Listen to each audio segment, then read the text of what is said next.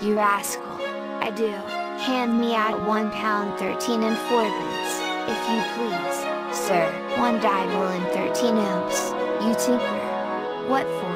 Oh, I see, you forgot your bargain. Are you sorry for it?" "Oh, no. I mean, I'll give you the money after your nap." Next morning early, Jack asked how he'd be employed that day. "You are to be holding the plow in that fallow, outside the paddock." The master went over about 9 o'clock to see what kind of a plowman was Jack, and what did he see but the little boy driving the bastes, and the sock and coulter of the plow skimming along the sod, and Jack pulling ding-dong again the horses. "What are you doing, you contrary thief?" said the master. "And ain't I striving to hold this divil of a plow, as you told me, but that crawn of a boy keeps whipping on the baste in spite of all I say.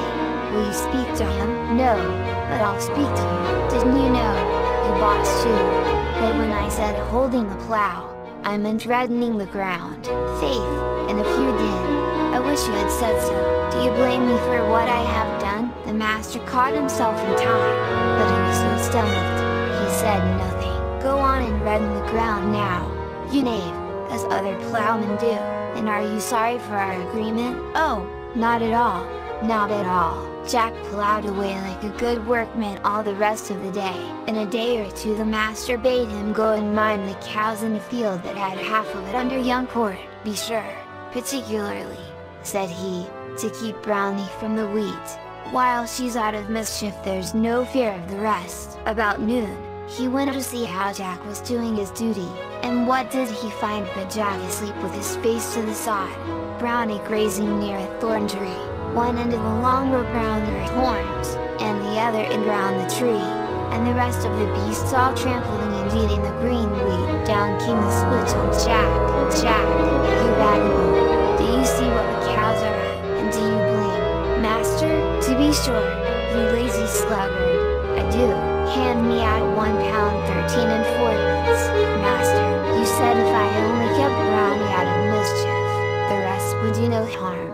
There she is as harmless as a lamb. Are you sorry for hiring me, master?" "To be, that is, not at all. I'll give you your money when you go to dinner. Now, understand me, don't let a cow go out of the field nor into the wheat the rest of the day." "Never fear, master." And neither did he, but the churl would rather than a great deal he had not hired him.